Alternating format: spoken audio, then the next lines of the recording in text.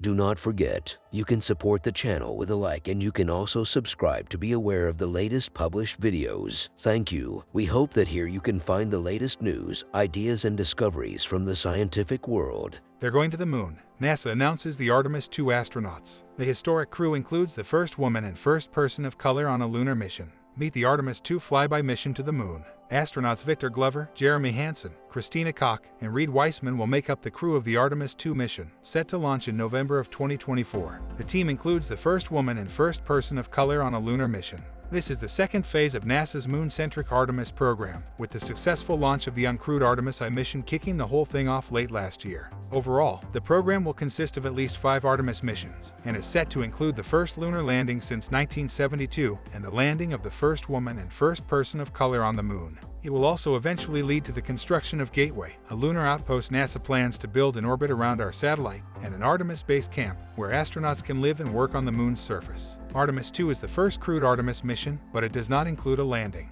That won't come until Artemis III. Artemis II is a lunar flyby mission, which will see the crew making use of the Space Launch System to send the Orion space capsule on a figure 8 around the moon and back again. The plan is to send the crew into space, where they will spend 2 days in a close orbit around Earth learning the spacecraft and making sure all systems are a go before heading out to the moon. Once they arrive, they will slingshot around the moon and be functionally thrown back to Earth, where they will splash down in the Pacific Ocean. The entire mission is scheduled to take 10 days. Beyond successfully returning humans to the moon, the Artemis program, and our return to the moon in general, is the first step towards eventually putting humans on Mars. In a press release, NASA referred to it as the agency's Moon-to-Mars exploration approach. All in all, every part of the Artemis program is a big deal, and Artemis II is no different. For the first time in more than 50 years, these individuals, the Artemis II crew, will be the first humans to fly to the vicinity of the moon. Among the crew are the first woman, first person of color, and first Canadian on a lunar mission. And all 4 astronauts will represent the best of humanity as they explore for the benefit of all, Vanessa Witch, director of NASA's Johnson Space Center, said in a news release. This mission paves the way for the expansion of human deep space exploration and presents new opportunities for scientific discoveries, commercial, industry, and academic partnerships in the Artemis generation.